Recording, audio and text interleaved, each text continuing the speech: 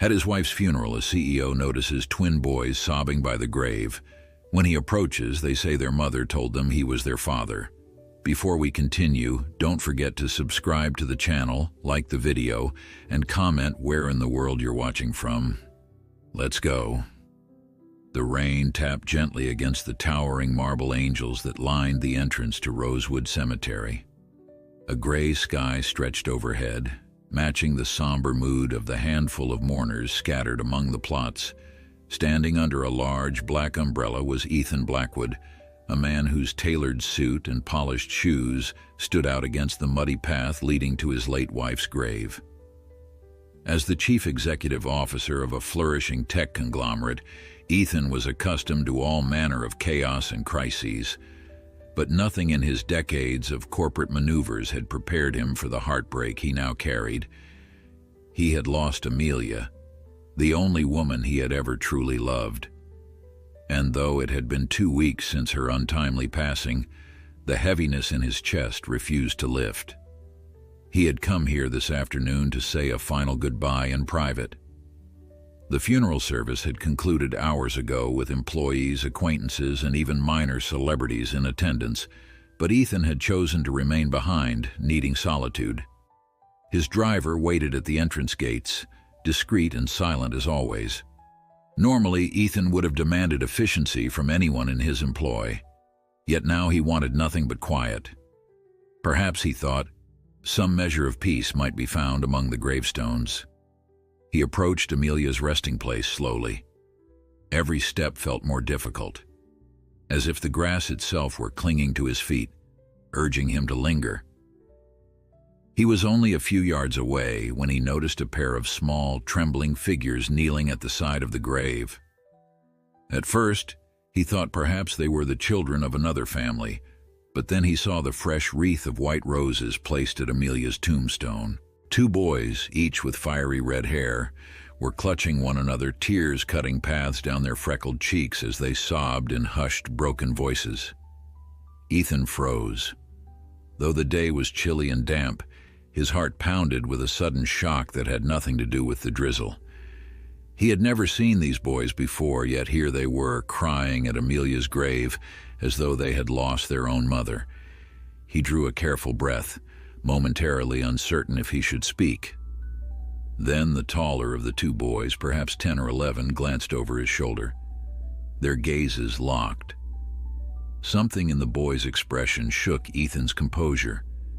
It was a look of deep, raw grief that mirrored the emptiness he felt in his own soul. Who are you?" Ethan managed, his voice hoarse as he tightened his grip on the umbrella handle. The boys exchanged a glance. The smaller one, possibly a year younger, wiped his nose on his sleeve and stepped forward, though he kept a protective hold on his brother's arm. "She was our mom," the younger boy whispered. Ethan almost dropped the umbrella. His thoughts blurred, and the steady rhythm of rain sounded suddenly too loud, like a roaring ocean in his ears. Amelia had never told him about any children before their marriage. He had once believed they might have a family someday, but circumstances, business travel, and the unstoppable tide of his corporate climb had pushed that dream aside. Now these words, "our mom," made him feel like the ground was shifting beneath him. Stunned, he looked down at the small bouquet of lilies in his own hands, Amelia's favorite flowers. He had intended to place them gently on her grave, a final tribute. Now he noticed the wreath the boys had placed was woven with the same lilies. Their presence, combined with the painful reality of Amelia's death, became almost unbearable. He cleared his throat, mind spinning. "Amelia was your mother?" he repeated, half to confirm, half to understand the impossible. Both boys nodded. The older one tried to steady his voice, though it cracked with every syllable. "Yes, sir." Ethan's mouth went dry. How? He paused, uncertain whether to demand details from children trembling in the cold. One look at their tear-streaked faces made him gentler. "I'm sorry," he said, though the apology sounded hollow even to his own ears. He wasn't sure if he was apologizing for their loss or for his own ignorance. The older brother glanced at the grave, eyes dark with sorrow. "She married you, didn't she?" he asked softly. "We knew she did, but we never got to see her again after that." Ethan's pulse hammered in his ears. "You knew about me," he murmured. "But why weren't you?" He trailed off, remembering that Amelia and he had wed in a quiet ceremony less than a year before she fell ill. Could it be that these children were from a life she'd never revealed?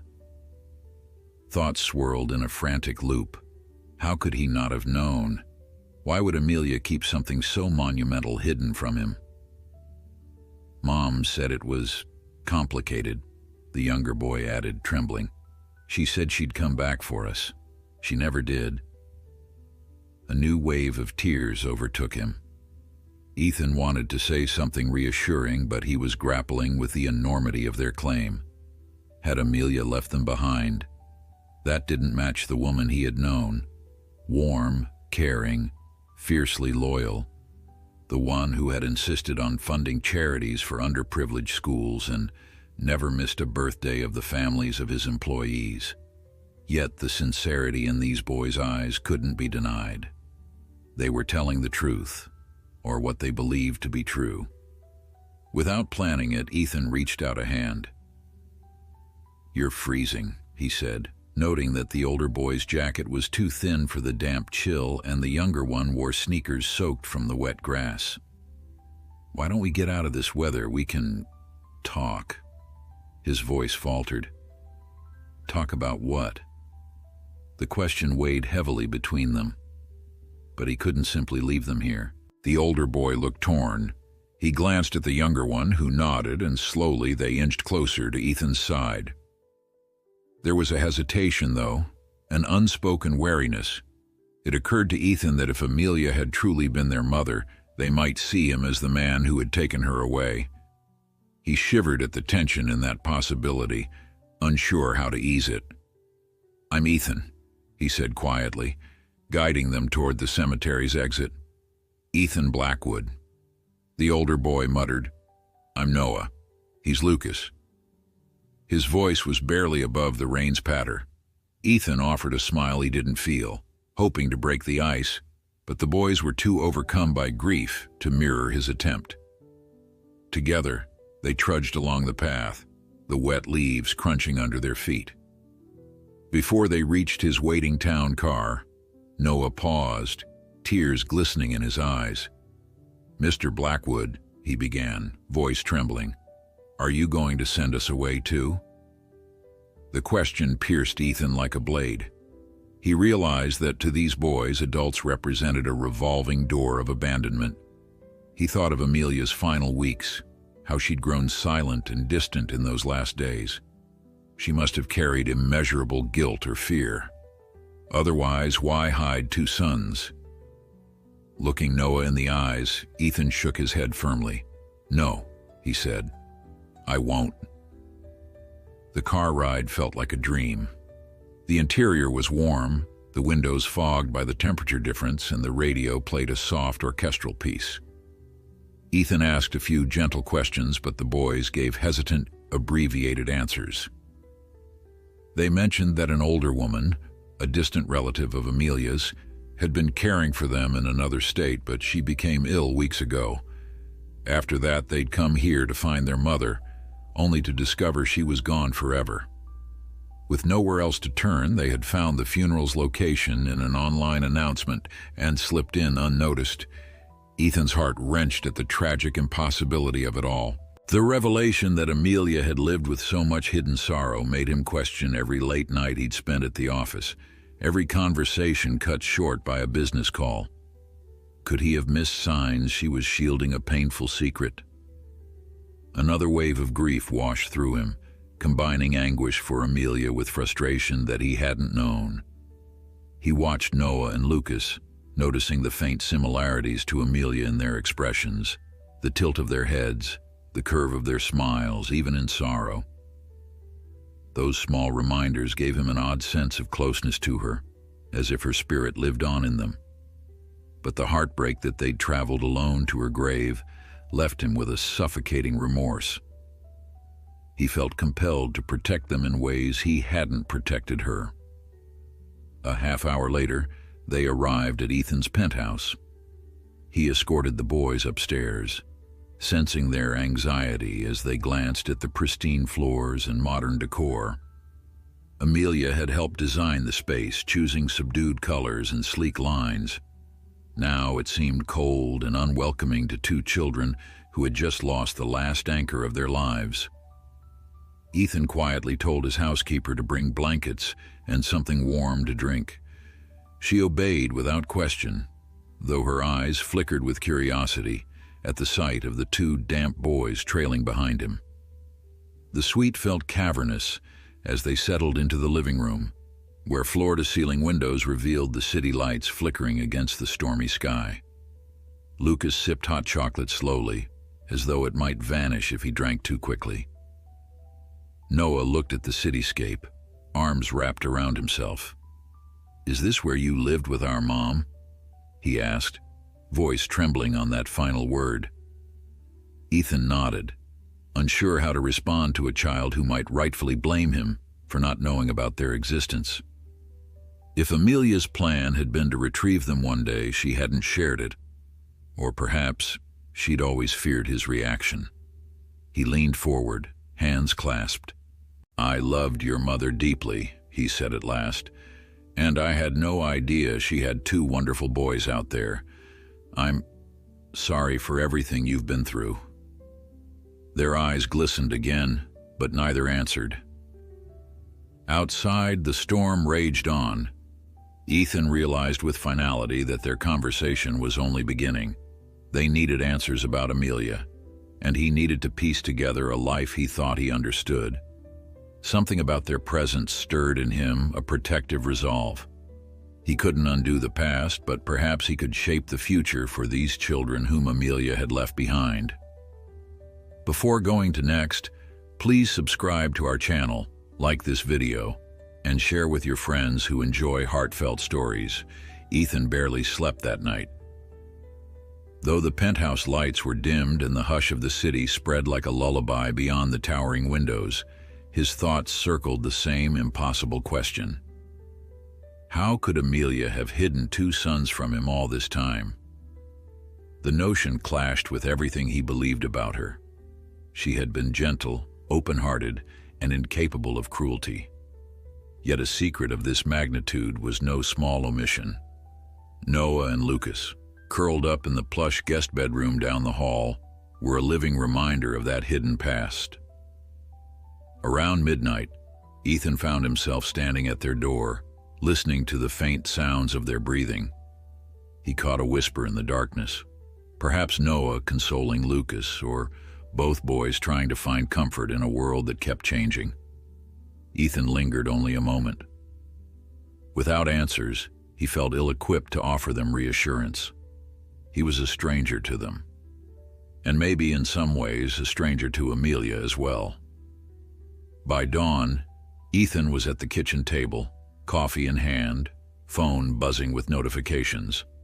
Work obligations loomed, as always, but how could he possibly return to board meetings and project deadlines when two grieving children slept under his roof, children claiming to be Amelia's own? At first light, he pulled up the contact for David Chang, his lawyer and a trusted friend for nearly a decade. If anyone could help untangle this, it was David. When the call connected, Ethan spoke in a low voice, aware of the sleeping boys down the corridor. "David, I need you to look into something for me, discreetly," he added, swallowing a bitter taste of frustration.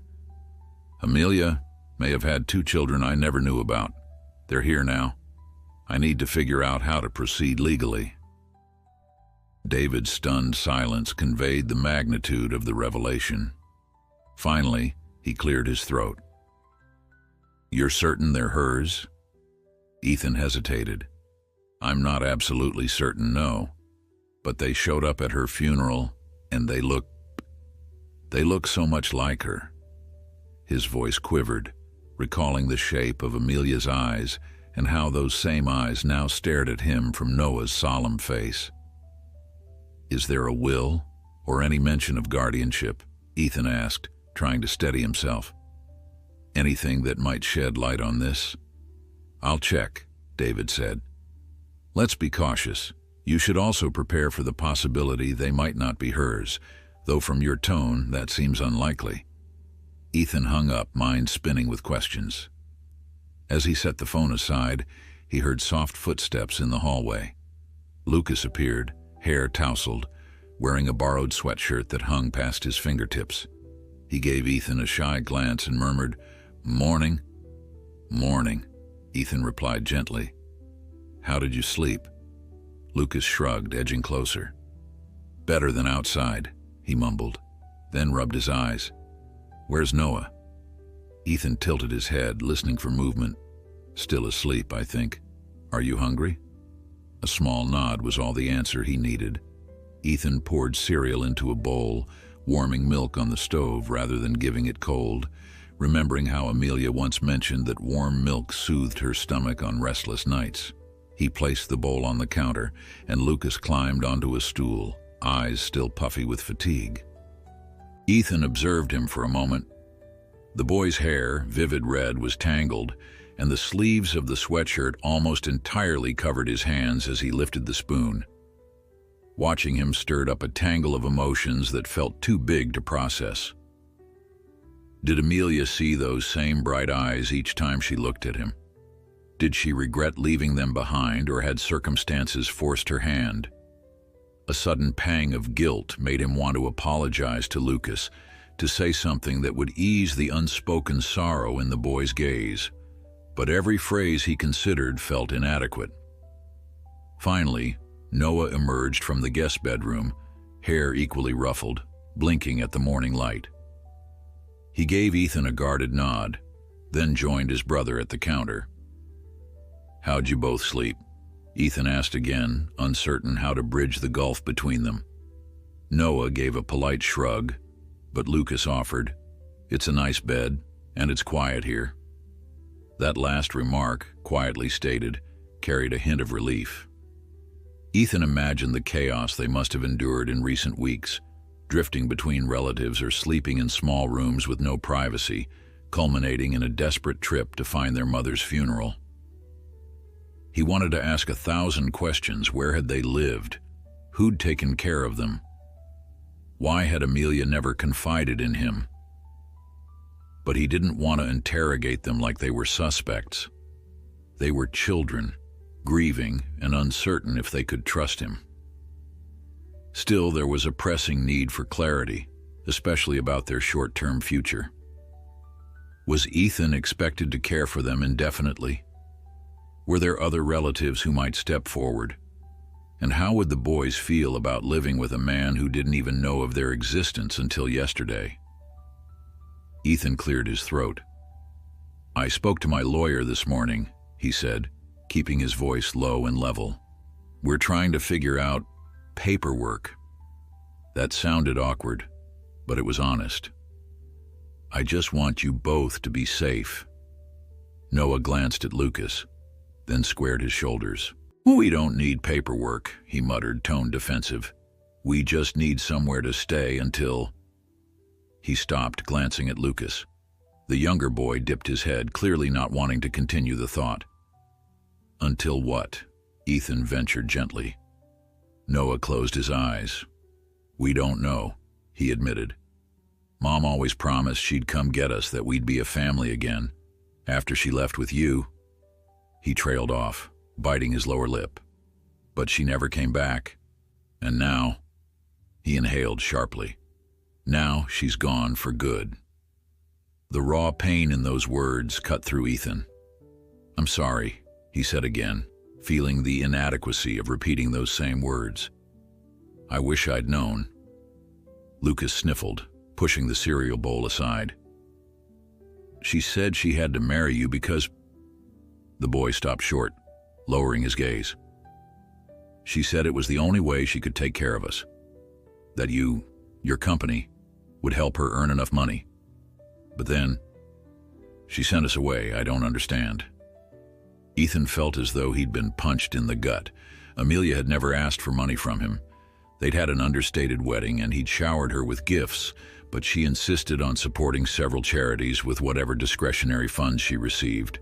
Was that what she meant? Financial stability? Or was there something else going on? He studied both boys, uncertain how to reassure them. "We'll figure this out," he managed, though the statement felt like a flimsy promise. "You can stay here for now until we sort through everything. I won't make you leave if you don't want to." Lucas nodded gratefully, but Noah still wore a guarded expression. "You won't send us off to some group home or something?"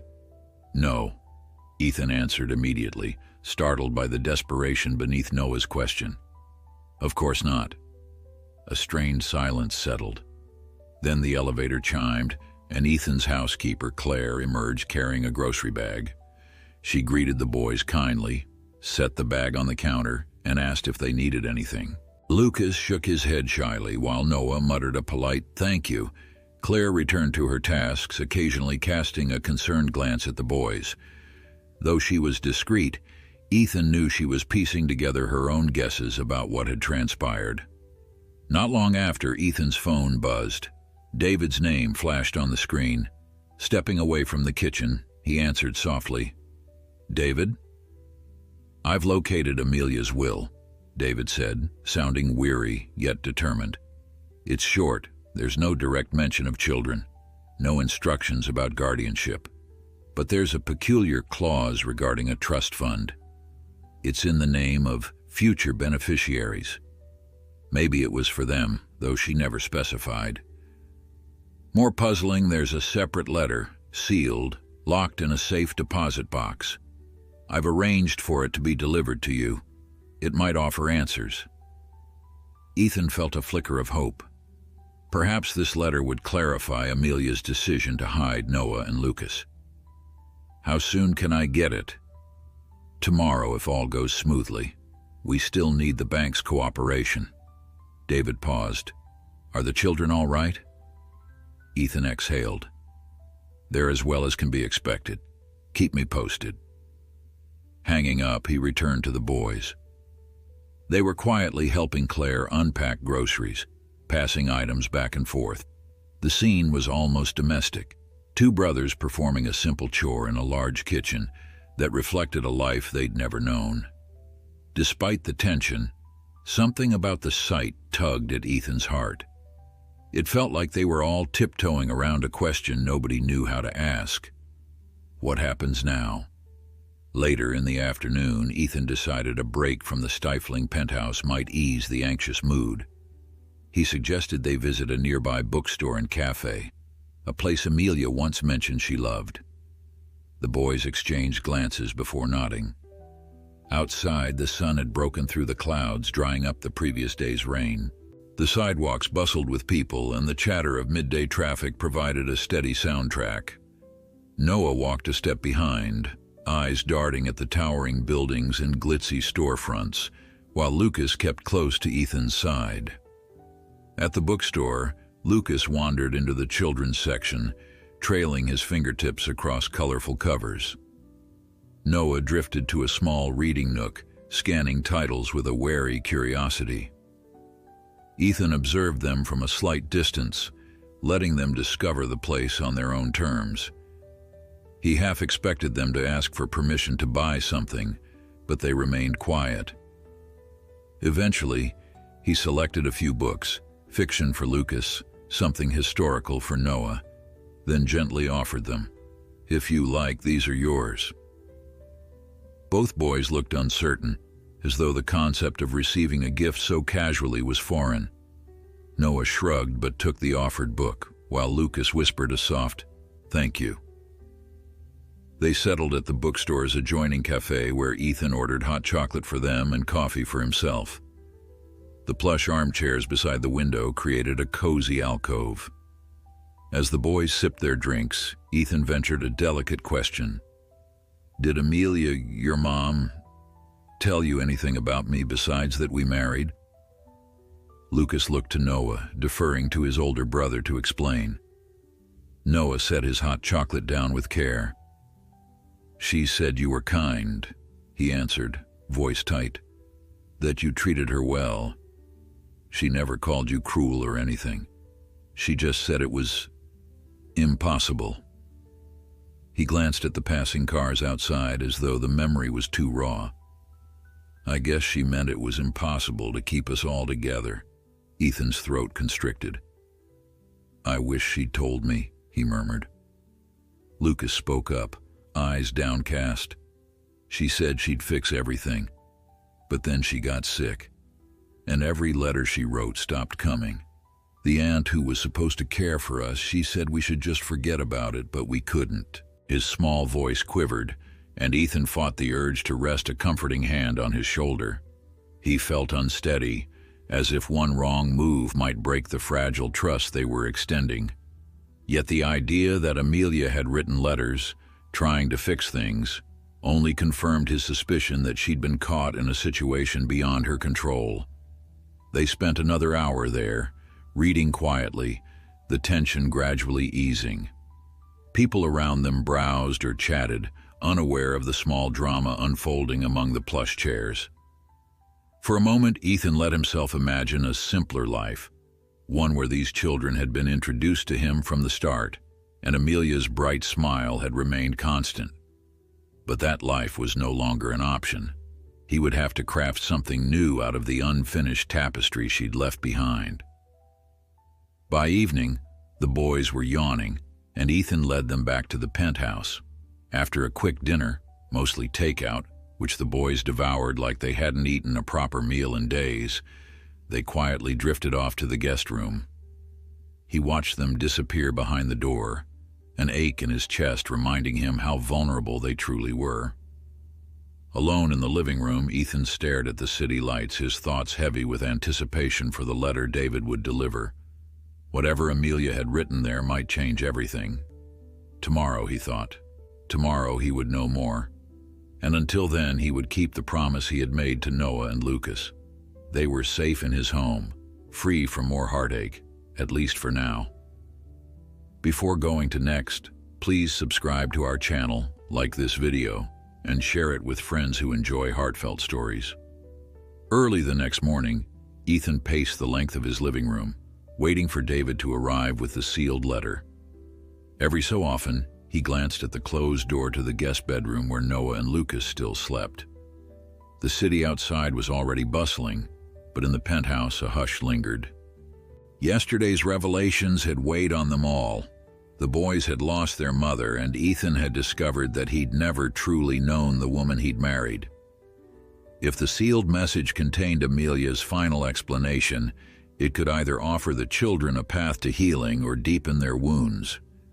When the elevator finally chimed, Ethan hurried to greet David. The lawyer looked solemn, clutching a small, battered envelope in his hand. "This is it," David said quietly, extending the envelope. "I picked it up first thing from the bank. According to the safe deposit record, Amelia placed this letter there shortly after your wedding." Ethan exhaled, nodding a thanks. He motioned for David to follow him into the living room where the two sat on opposing ends of the couch. The envelope bore Amelia's careful handwriting, and at the sight of her name, Ethan felt his throat tighten. He had expected to feel anger or betrayal, but what swelled inside him now was a profound sadness. Whatever secrets she had carried, she must have wrestled with them alone. "Do you want me to stay?" David asked, voice subdued. Ethan considered it, running his thumb over the sealed flap. Finally, he shook his head. "I'll be all right, but I might need you afterward. There could be complications." David placed a hand on Ethan's shoulder briefly, then stood. "Call if you need me," he said. "I'll draft some preliminary documents in case you decide to seek legal guardianship." Then he left quietly, letting the elevator doors close behind him. Alone, Ethan stared at Amelia's writing for another moment. The unspoken questions burned at the back of his mind. Why had she kept Noah and Lucas a secret for so long? Why had she never allowed them to meet him, especially once their marriage was official. He had a hollow fear that maybe she never intended for him to know, but the presence of a letter contradicted that. Summoning courage, he tore the envelope open. Inside was a single sheet of paper covered front and back with Amelia's familiar elegant script, "My dearest Ethan, if you're reading this, then I've already left your life in a way I hoped I never would. I'm writing because I can't keep running from the truth, and I can't stand the thought of leaving you with questions I was too afraid to answer. Please believe that I love you. I always have. But there are two people I've loved even longer. My sons, Noah and Lucas.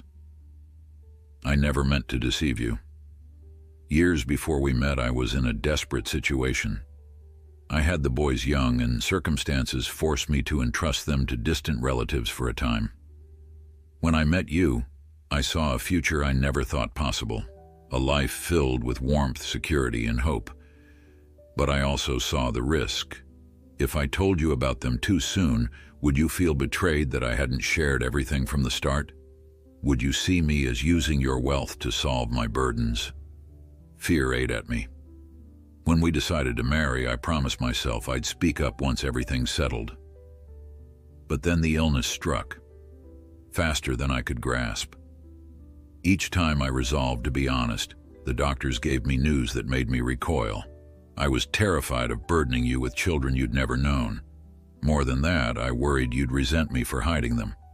I hoped I'd get better, that we'd find time to introduce them gently. But the treatments failed. Please, if there is any love left for me in your heart, find Noah and Lucas. They need stability. They need someone who won't abandon them. I trust that you can give them the life I wanted to provide. I've arranged a trust fund for them in case something happened to me sooner than expected. Part of it requires your name for activation, but only if you choose to step in. You have no legal obligation, only a moral one that I hope you'll accept.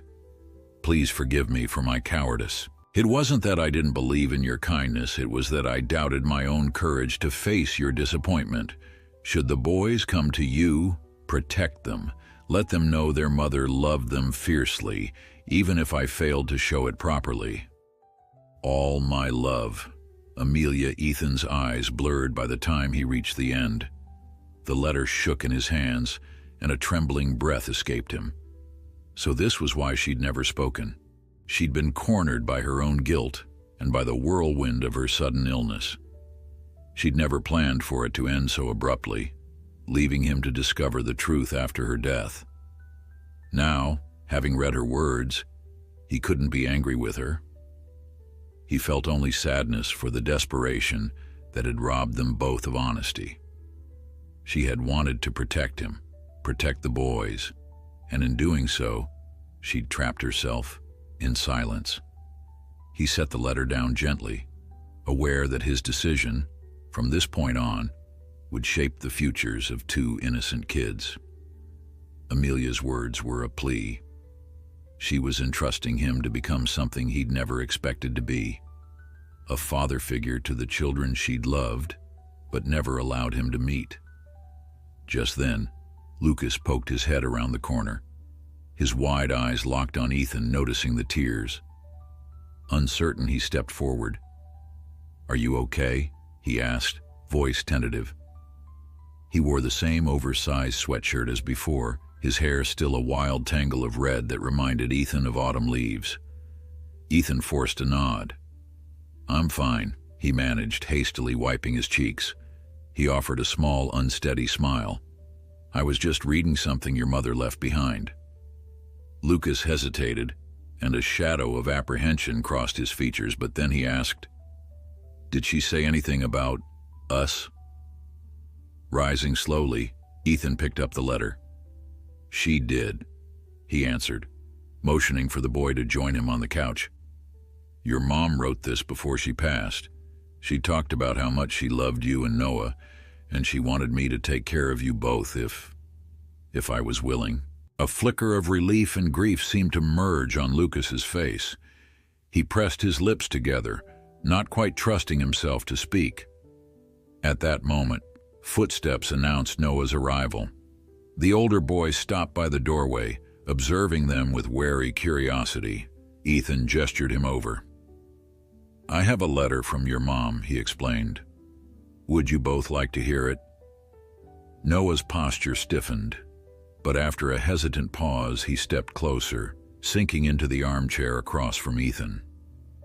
With the letter in hand, Ethan read Amelia's words aloud, omitting only the more personal lines about her illness.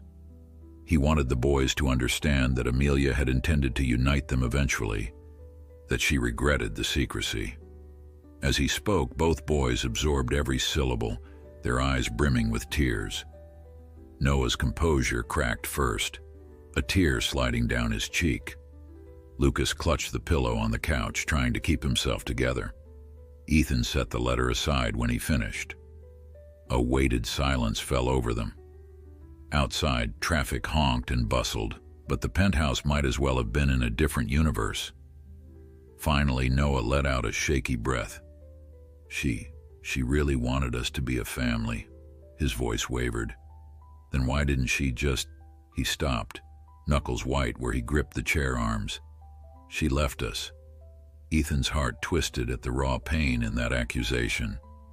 "She was scared," he said gently, "and she hoped she'd have more time. The letter shows how deeply she cared, but she made mistakes. We all do."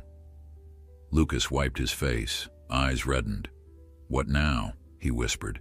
"Do we have to leave, or—" He didn't finish the question, but Ethan understood. "Are you going to send us away?" He answered carefully, mindful of the responsibility Amelia's words had placed on him. "You can stay here, with me, if that's what you want. I can give you a stable home, I know. We barely know each other, but it's your choice." An uncertain look passed between the brothers. Noah's pride warred with his longing for security, while Lucas radiated a mixture of hope and fear. At last, Noah spoke, voice subdued. "I guess we don't have anywhere else. And if Mom wanted this—" He shrugged, failing to hide the trembling in his hands. Ethan nodded, heart pounding with both trepidation and relief. "We'll take it day by day," he promised. "But I'll do my best to honor her wishes, and to keep you safe." A single tear slipped down Noah's cheek, though he quickly brushed it away. He cleared his throat, mustering a hint of his usual guarded tone. "We don't want to be a burden." "You won't be." Ethan's voice was firm. "I want you to feel at home as much as you can." The raw honesty of the moment left them all silent again. With the letter resting on the table, it felt as if Amelia's spirit hovered nearby, urging them to find the unity she hadn't managed to create in life.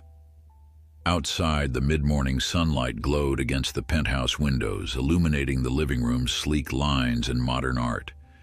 In that soft light, the two red-haired boys seemed painfully small, bound to Ethan by the threads of a promise their mother had woven. Eventually, Lucas rubbed his eyes. "Can we see it?" he asked, pointing at the letter. "Maybe if I read her words myself, it'll feel more real."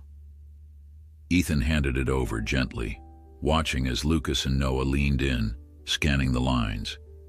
He sensed the final threads of doubt unraveling between them, replaced by an unspoken agreement that, whatever happened next, they'd face it together. The letter was a roadmap to a future that none of them had foreseen, but it was also a lifeline, for the boys, for Ethan, and perhaps for Amelia's own memory. A while later, Ethan stood to call David, intent on taking the next legal steps. He would register as the boys' guardian, protect the trust Amelia had set up, and ensure that no other distant relative could uproot them again. He had the resources, and now he had the will to do it. As he dialed David's number, a single thought echoed in his mind. If Amelia had entrusted him with her sons, he owed it to her to be more than just a benefactor. He owed it to her, and to the boys, to be a steady presence they could rely on. Before going to next, please subscribe to our channel, like this video, and share with friends who enjoy heartfelt stories. Ethan ended the call with David feeling an uncommon blend of determination and fear. He wanted to protect Noah and Lucas from further turmoil, but he also knew his decision to become their guardian would change everything about his orderly existence. For years, the only chaos he had tolerated was the predictable stress of corporate life. Now, the unpredictability of raising two grieving boys felt simultaneously daunting and necessary. Closing his eyes, Ethan inhaled deeply, centering himself as he resolved to move forward. Amelia's letter had spoken of trust, love, and regret. He would not betray her final wishes. Late that morning, he joined the boys in the living room, where they were quietly attempting to figure out the remote control for the television. A nature documentary flickered across the screen, but both seemed distracted. The volume turned low as though they couldn't decide if they were in the mood to watch. Ethan cleared his throat. "I spoke to my lawyer," he began, keeping his voice calm. "I'd like to formalize things, legally." He paused, uncertain how they'd react. "I want you to live here, long-term, if that's what you want to." Noah looked wary, not used to hearing proposals involving legalities. His brow furrowed. "You mean you want to adopt us?" His tone carried the slight tremor of someone bracing for disappointment. Lucas glanced up from the couch, eyes wide but hopeful, as if searching for signs that Ethan was serious. Ethan chose his words with care. "That could be one option. Another is guardianship, which would give me responsibility for your well-being and future. It's up to both of you. I won't force anything, but if you'd like to stay, I want to give you stability. A home." Lucas set the remote down and swallowed. "We don't really have a home," he admitted softly. "We've just been moving around." He turned to Noah, who pressed his lips together in thought before nodding curtly. There was no immediate outpouring of gratitude, and Ethan understood. Their trust had been fractured by too many goodbyes. "I see," Ethan replied, stepping closer. "Until we figure out the formal process, I'll handle your daily needs. We'll arrange schooling and whatever else you require." He watched them exchange another look, a silent communication that spoke of shared hopes and unspoken fears. Finally, Noah gave a small shrug that Ethan interpreted as acceptance. "I guess," the older boy conceded. "We can try. If Mom wanted it, we should give it a chance." Relieved, Ethan sat with them on the sofa and asked about their interests. He had gleaned bits from the brief references Amelia made, how one son was artistic, the other more analytical, but never enough to form a full picture. Noah mentioned a love of reading and a dream of traveling to historic sites. Lucas confessed he liked drawing cartoons and had once wanted to adopt a puppy. These small revelations felt momentous to Ethan, who found himself jotting notes on his phone, promising to explore everything from library visits to the possibility of a pet-friendly schedule. He also asked if they knew anything about their father. Both boys shook their heads. Amelia had never spoken of him, and from the way they stiffened at the question, Ethan guessed it was a source of lingering pain. He decided not to push further. One upheaval at a time was enough. By midday, Ethan suggested an outing. He wanted them to see more of the city beyond the gray cemetery and the interiors of the penthouse. After a quick lunch, he led them to the car, giving the driver an address in a quieter district of Manhattan. The ride took them past skyscrapers and storefronts bustling with weekend crowds. Noah gazed out the window, his expression less guarded than usual, while Lucas tapped his knee impatiently as if eager for something new. They arrived at a modest neighborhood lined with brick buildings and leafy trees.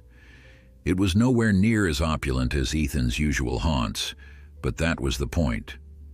Amelia had once told him she liked the slower pace there, the cozy cafes and local art shops that reminded her of simpler times. He wanted the boys to see a warmer side of the city, something that might invite them to let their guard down, if only a bit. First, they stopped at an ice cream shop. Lucas picked mint chocolate chip, Noah chose plain vanilla, and Ethan got coffee flavored. The boys ate quietly at a small table by the window, occasionally pointing out a dog passing by or a street performer tinkling on a guitar. The entire scene glowed with normalcy, and Ethan felt a surge of gratitude that, for a few minutes, they could share something so ordinary after all the upheaval. From there, they walked 2 blocks to a family-owned bookstore. Its warm lighting and creaky wooden floors created an inviting ambiance. While Lucas vanished into the corner with a children's graphic novel, Noah lingered among history shelves, curious fingers sliding over spines detailing events from distant eras. Ethan strolled after them, remaining unobtrusive. Every once in a while, he caught them glancing his way, as though checking that he was still there, still choosing to stay. Eventually, the 3 reconvened by the cashier, arms loaded with new discoveries. Ethan insisted on buying whatever books they wanted, ignoring their shy protests about cost. "Let's call it an early birthday present," he joked, only half certain when their actual birthdays were. That realization struck him again, how little he knew, yet how deeply he felt compelled to help them belong. The day wore on. They meandered along streets bright with fall leaves, enjoying crisp air that smelled faintly of roasted chestnuts from a nearby cart. Whenever Noah and Lucas asked about Amelia, Ethan answered as best he could, telling them about her sense of humor, her kind heart, and her determination. He avoided discussing her illness in detail, deciding that would require a gentler, more private conversation. By the time they returned to the penthouse, the sun was dipping low, casting an orange glow over the skyline. The boys carried their books inside, both looking more relaxed than Ethan had ever seen them. He ordered pizza, and after dinner they settled into the living room. Noah started flipping through a dusty atlas he'd found on a shelf, while Lucas sprawled on the rug drawing pictures of animals. An unspoken peace hovered, tenuous but real. Ethan retreated to his office briefly to finalize the guardianship paperwork David had emailed. At the bottom, he read the paragraph outlining his responsibilities: health care, education, welfare, emotional support. A wave of uncertainty rose in his chest. He was no father, never practiced comforting a scared child at night, or celebrating small triumphs like a newly learned word or a lost tooth. Yet something about Amelia's plea in that letter had ignited a protective instinct he didn't know he possessed. He typed his digital signature and emailed the form back, heart thudding. He stepped out and found Noah alone on the couch, still reading. Lucas had presumably gone to the guest room. Taking a seat beside the older boy, Ethan asked, "How was today?" Noah shrugged, though he didn't look up from the atlas. "It was nice," he admitted. Then, after a pause, "Thanks." Ethan nodded. "I'm glad. Anytime you need something, just let me know." Another silence, but not an uncomfortable one. Finally, Noah closed the atlas. "I found a map of places Mom mentioned in her letters," he murmured. "She wrote to us from all over. Sometimes she'd say she was in Seattle for something or in Boston. I thought maybe we could see them one day. Together." The statement hit Ethan with unexpected force. It was the closest Noah had come to imagining a future that included Ethan. He felt a strange warmth blossom inside him. "We can try," he replied, "when the time is right." Noah nodded, eyes flicking toward the hall. Lucas really liked today. It's the first time since Mom that he seemed happy. Ethan gently placed a hand on Noah's shoulder, surprised he dared such a show of support. "I'm glad to hear that," he said softly. Then, sensing the boy's vulnerability, he let his hand drop. "We'll do more days like this, step by step." Later, when the sky had fully darkened, Ethan saw to it that the boys were settled for the night. Lucas fell asleep quickly. the new book stacked near his pillow, while Noah lay awake longer, eyes scanning the city lights through the window. Ethan could guess the questions swirling in that young mind, about the future, about trust, about whether another adult would suddenly vanish. Determined not to let that happen, Ethan gave Noah a nod from the door, as if to say, "I'm here." Noah nodded back, then closed his eyes. Returning to the living room, Ethan collapsed onto the couch, his own thoughts in turmoil. He pictured Amelia's face, recalling the final weeks of her life, the quiet sorrow she carried. It was so clear now that she had been wrestling with guilt and fear about her sons, wanting to protect them from a reality she couldn't quite fix. He wished she had confided in him, allowed him to help sooner. But regrets were fruitless. What mattered was honoring her request and showing Noah and Lucas that they deserved affection, stability, and a genuine place to call home. Tired but unable to rest, Ethan retrieved Amelia's letter from where it lay on the coffee table. Gently, he read it once more, absorbing her vulnerability. She wrote, "Please forgive me for my cowardice. I was afraid of disappointing you." He whispered into the silent room as though she could still hear him. "I forgive you." The words caught in his throat, and he closed his eyes, wishing she were there in person. Then he set the letter aside and let the hush of night envelop him. At some point he drifted off, lulled by the faint hum of the city outside. He dreamed of Amelia laughing under a sunny sky, Noah and Lucas running toward them, all smiles and relief. In that dream, there were no hidden truths, no heartbreaking secrets, just family. When he woke hours later, stiff from sleeping on the couch, he held on to that fleeting image as a promise of better days. Before going to next, please subscribe to our channel, like this video, and share it with friends who enjoy heartfelt stories. The morning dawned cool and bright, casting long golden beams of sunlight across the penthouse floor. Ethan woke earlier than usual, still sore from his makeshift sleeping spot on the couch. The previous evening's warmth lingered in his thoughts. Noah's tentative acceptance of a future together, Lucas's hopeful curiosity.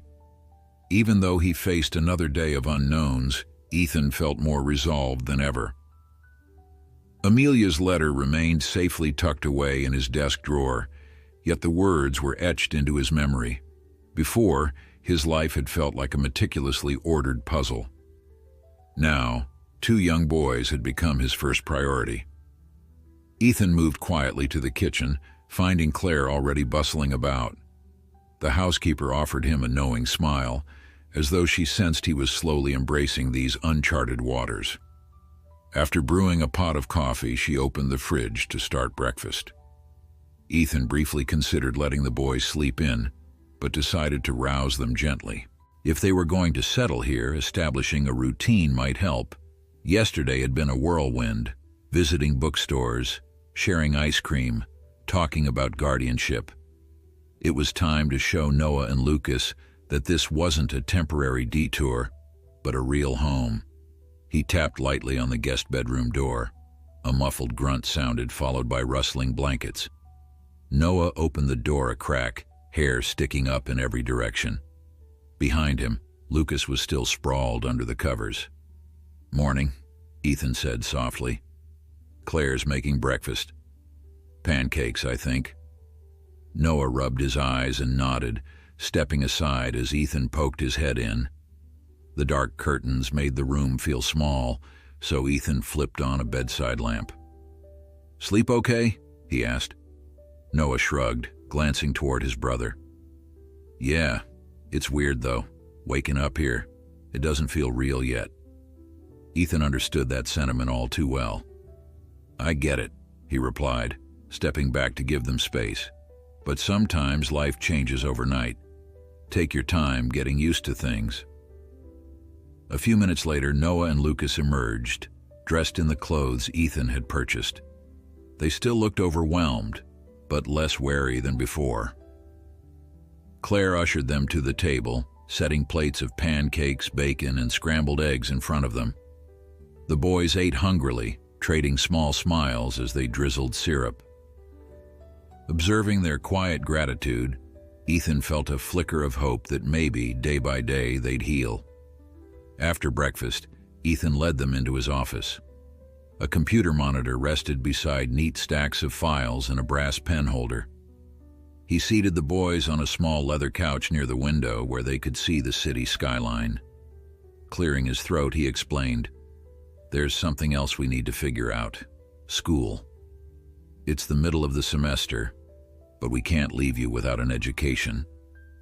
He paused, noticing Noah's apprehension. "We can consider private tutoring or look for a public school in the district. Maybe you have preferences." Lucas glanced at Noah, who shrugged uncertainly.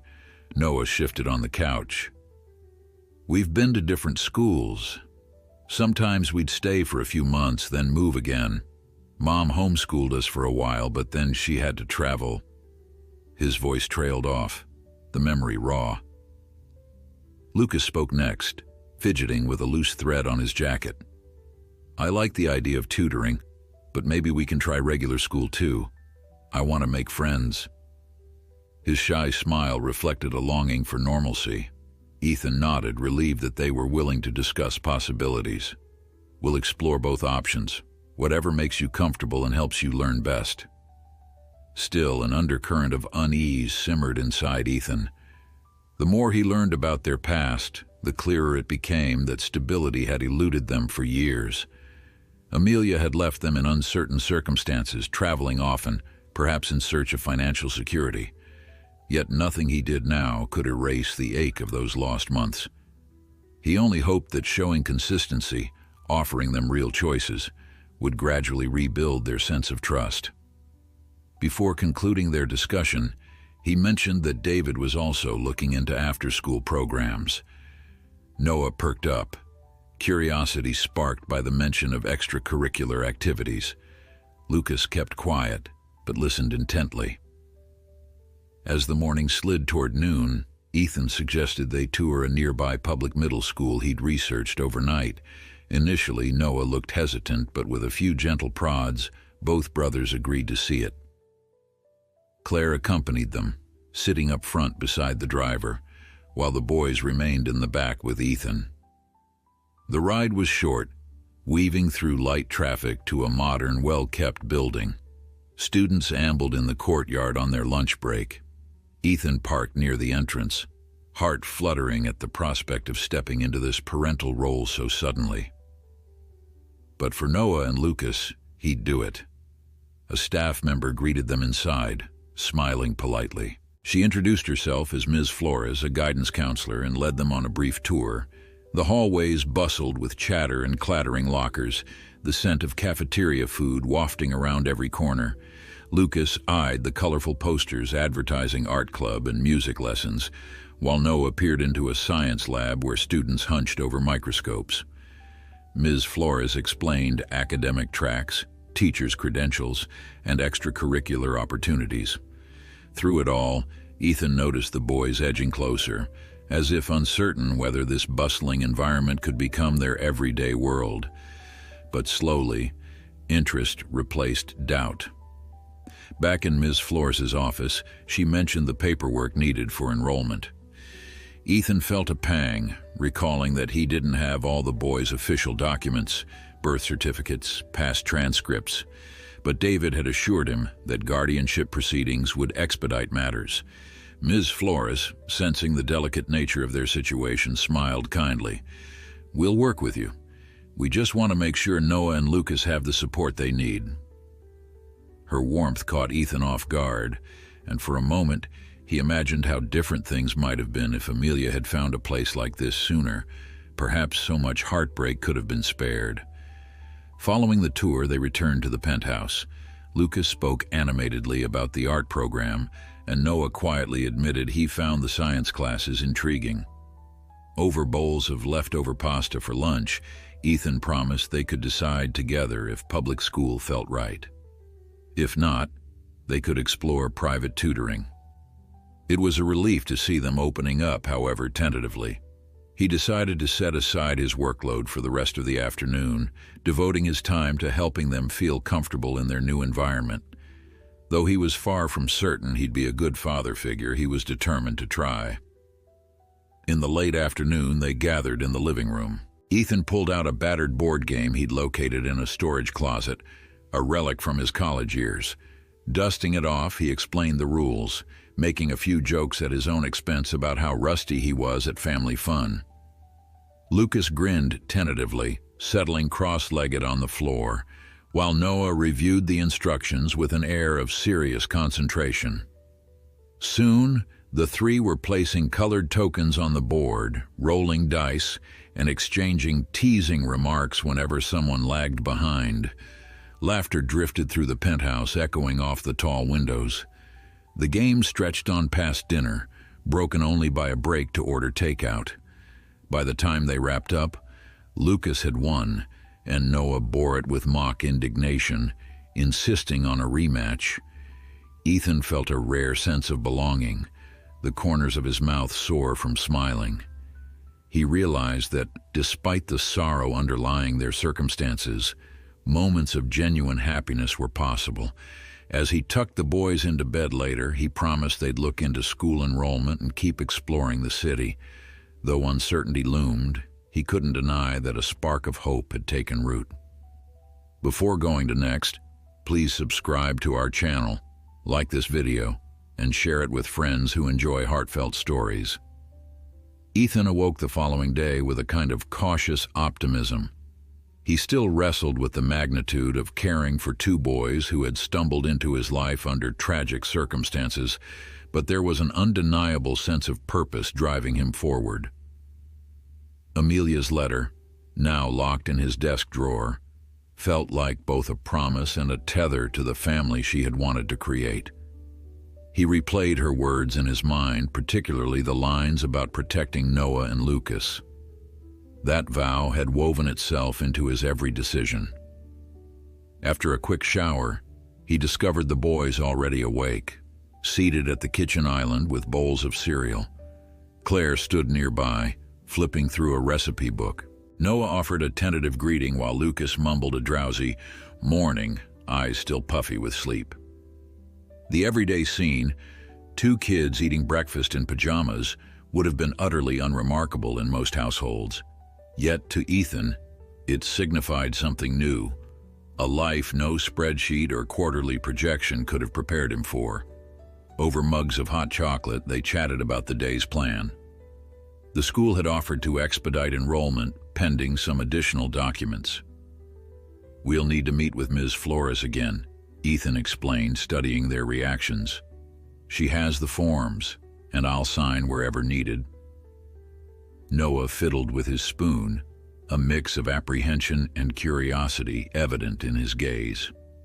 Lucas, meanwhile, bounced one foot anxiously against the stool, as if bracing himself for a test he hadn't studied for. Sensing their nerves, Ethan added, "Don't worry, this is just a formality. We'll go step by step." The morning traffic proved thick, so they arrived at the middle school slightly late. Ms. Flores greeted them with her usual warmth, escorting them to an office adorned with motivational posters and potted plants. Despite the welcoming touches, Lucas clung to Ethan's sleeve, uneasy around the bustle of adults and unfamiliar hallways. "We'll be fine," Ethan murmured, gently freeing his arm so he could shake Ms. Flores's hand. Noah, for his part, kept his chin lifted, appearing more confident than he likely felt.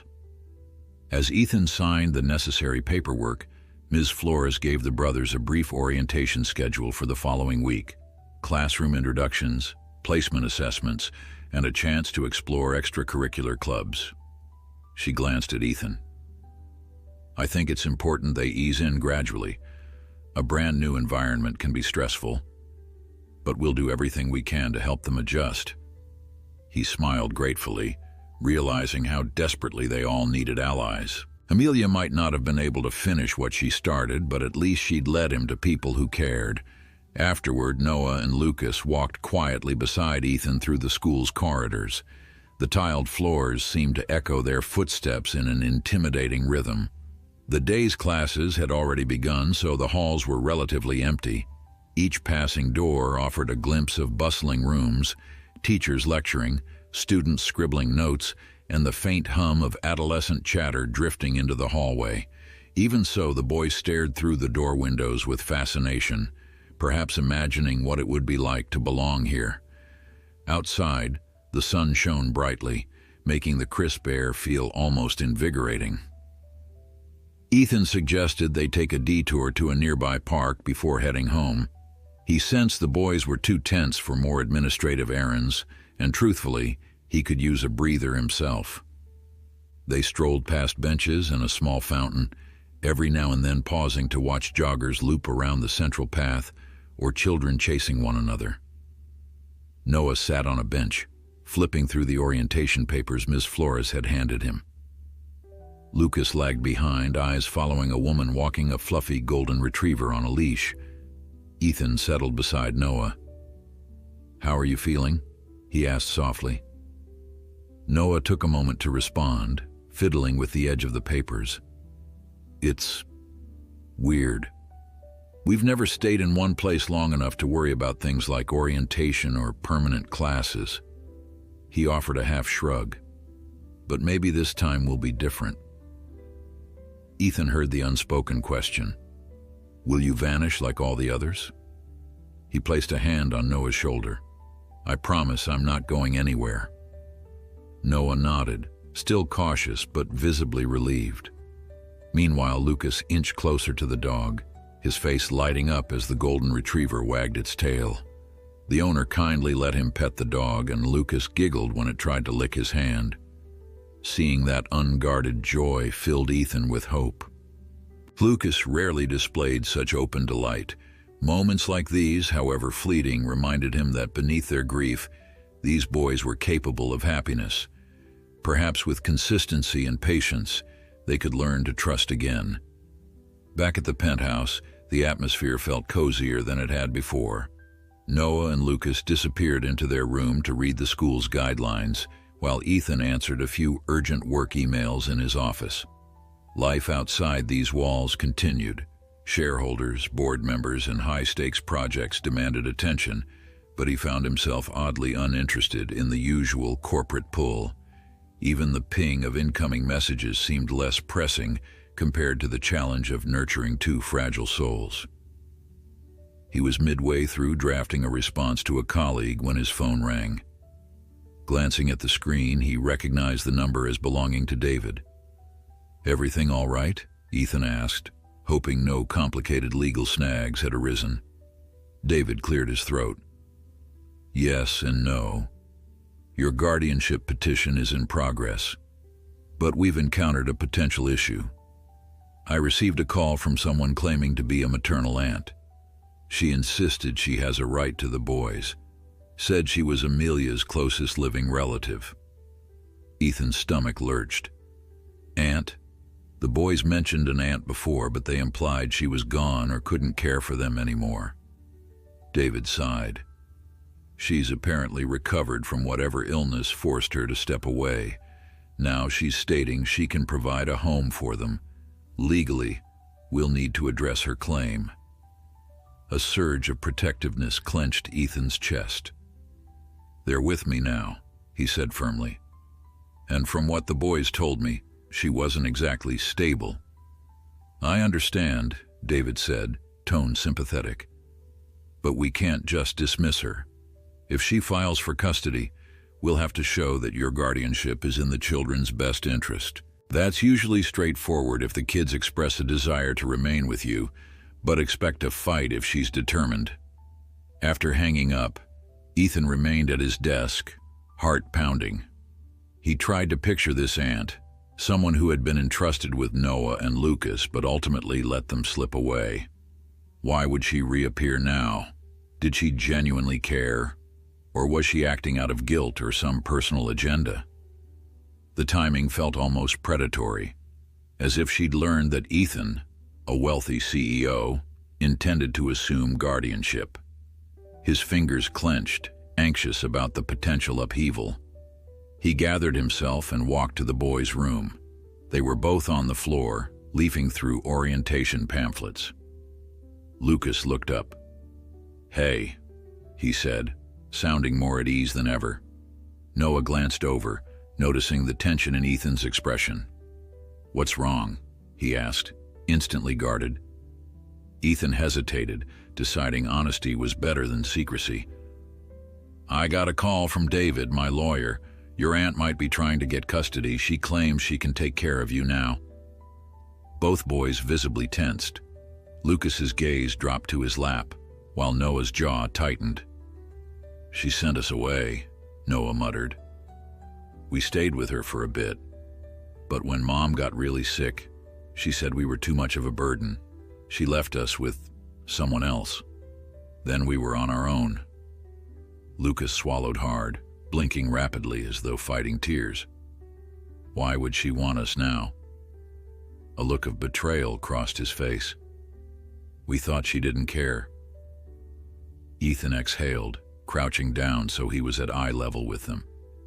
"I don't know her motivations, but you have a say in what happens. The courts usually consider the children's preferences, especially if they're old enough to voice them." Noah shifted closer to Lucas, wrapping an arm around his younger brother's shoulders. "We want to stay with you," he stated, unwavering. She had her chance to be there. She wasn't. Relief flooded Ethan, but also anger on the boys' behalf. They shouldn't have to choose between adults in their lives. Still, a sense of security washed over him at Noah's words. "Then we'll fight for it," Ethan replied simply. "I'll talk to David and make sure the court understands where you want to be." For the rest of the day, the mood felt strained. Noah and Lucas stuck close to Ethan, as though they feared he might vanish if they relaxed their guard. He suggested they do something fun to lighten the atmosphere. Recalling how Lucas had lit up at the sight of the golden retriever, Ethan proposed a visit to a nearby dog adoption event being held at a community center. Though he wasn't yet certain about adopting a pet, he figured it might give them a positive distraction. Walking into the community center, they were greeted by volunteers holding leashes attached to wagging tails of all sizes. The boys' eyes widened with excitement. Lucas especially broke into a broad grin, tentatively petting a small brown puppy. Noah leaned down to scratch the ears of a gentle older dog, smiling at the contented expression on the animal's face. Their tension seemed to melt amid the happy chaos of canines seeking homes. A volunteer approached, offering to show them the adoption process. For a fleeting moment, Ethan imagined how a dog might bring warmth to the penthouse, bridging the lingering gaps of trust. Still, he hesitated.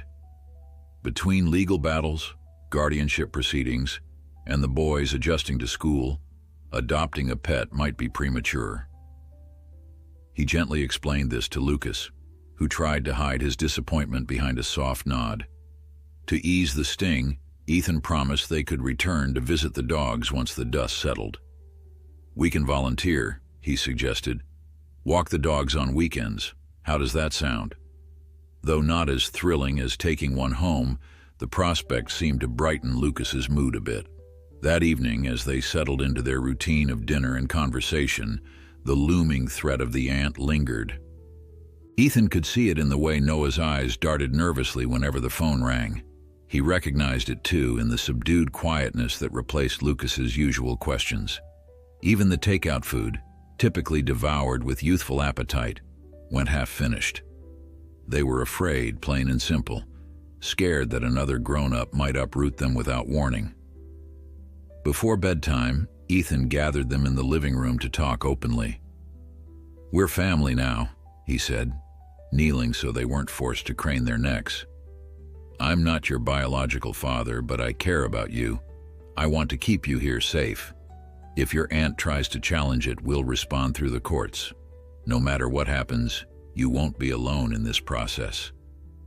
Noah's eyes flashed with a combination of relief and heartache. Lucas quietly moved closer, hugging Ethan with hesitant arms. It was the first time he'd initiated physical affection.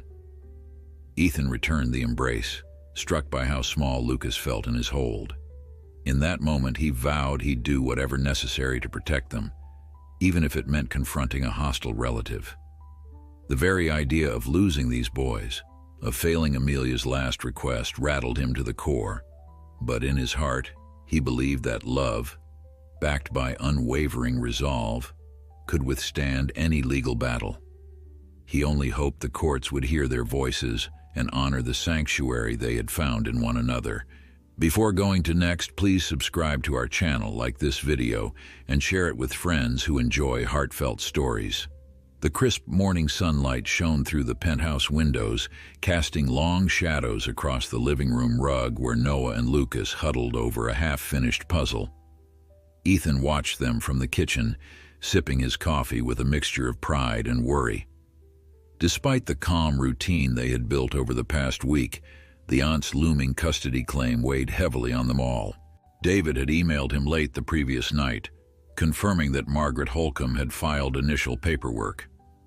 The court would likely request a hearing soon, where each side would argue what was best for the boys.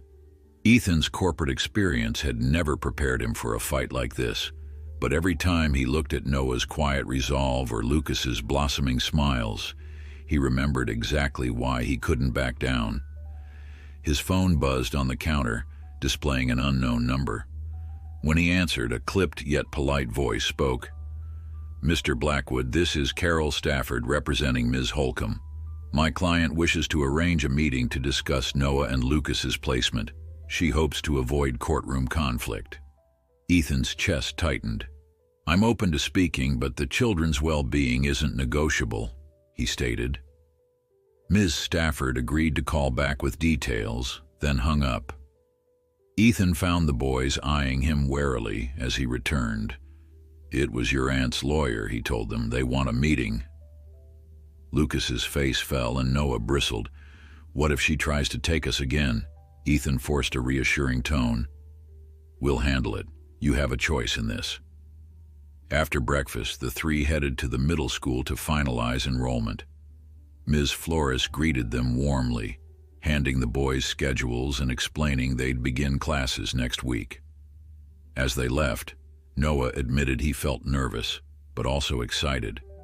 Lucas clutched his new orientation papers as though they were a lifeline. Ethan praised their courage, wishing Amelia could see them now. That afternoon, David stopped by the penthouse. He explained the basic steps of mediation: a neutral setting, a facilitator, and both parties discussing possible arrangements. "Margaret claims she's well again and wants a second chance," David said, "but we can emphasize that the boys prefer living here." Ethan nodded, remembering the ache in Noah's voice whenever he recalled how she'd abandoned them. Though pity for Margaret flickered, his priority was clear. The meeting took place the next day in a small conference room downtown. Margaret arrived looking anxious, and her lawyer offered a perfunctory greeting. The mediator outlined the process, then invited each side to speak. Margaret confessed she'd made mistakes, citing her illness and financial struggles, but insisted she now had the means to raise the boys. Ethan calmly recounted finding them grieving at Amelia's grave and promised he would not uproot them from the stability they were finally discovering. Margaret's tears seemed genuine, but Ethan couldn't forget the pain Noah and Lucas had endured. After tense discussion, the mediator suggested revisiting once the children's voices could be heard more formally. Neither side was satisfied, but it was a temporary reprieve. Outside, Ethan exhaled slowly, grateful no immediate decision had been forced. When he got home, Noah and Lucas rushed over. "Did she make you give us back?" Lucas asked. Ethan knelt. "No. We'll meet again, but you're staying here." Their relief was tangible. That evening they played cards, clinging to routine as a fragile shield against uncertainty. Over the next few days, Ethan noticed small changes. Noah opened up about his goals. Lucas sketched cityscapes with surprising detail. As school approached, They shopped for backpacks and personal items, each transaction a reminder of Amelia's hopes. She'd wanted them safe and loved, and he vowed not to fail her. One chilly morning, Ethan found a new note from Margaret's lawyer, proposing another mediation date that collided with the boys' first school week. Furious, he refused to disrupt their progress. David filed a request to delay, buying them more time. Sunday evening arrived, marking the last day before their official start. Claire cooked pasta and Lucas rattled off questions about clubs. Noah set his fork aside. "What if people ask about our family?" he murmured. Ethan squeezed his shoulder. "Share only what you want, it's your story." Noah's tense expression eased, if only slightly. That night, Ethan read them a short story from Amelia's old collection, their breathing slowing as they drifted off. In the silence, he recalled Amelia's letter urging him to protect them. He silently promised her he would. The next morning, Ethan woke early, determined to make their first school day memorable. He prepared toast and eggs, though his culinary skills remained basic. Noah wandered in, rubbing his eyes, while Lucas followed, hair tousled in every direction. Their shared nervousness hung in the air like static before a storm. "It'll be fine," Ethan assured them, though his own heart pounded. "You've got your schedules, and Miss Flores will help if anything goes wrong." Lucas managed a small smile, fiddling with his backpack straps. Noah nodded, quietly steeling himself. The ride to school passed in near silence. Ethan parked outside the entrance, feeling oddly out of place among minivans. Yet when Noah paused at the doors, Ethan gently patted his shoulder. "You belong here," he said. "Both of you." Lucas squeezed his hand briefly before stepping inside. All day, Ethan felt restless, corporate tasks overshadowed by thoughts of their new adventure. He imagined them navigating crowded hallways, wondering if they might whisper their secrets or hold them close. At last, 3 o'clock arrived, and he returned to find them grinning by the school steps. "It was good," Noah announced, amazement creeping into his voice. "Nobody pried too much. Teachers seemed nice." Lucas beamed about his art class, hugging his sketch pad. That evening they ordered pizza and spread out boxes on the kitchen island.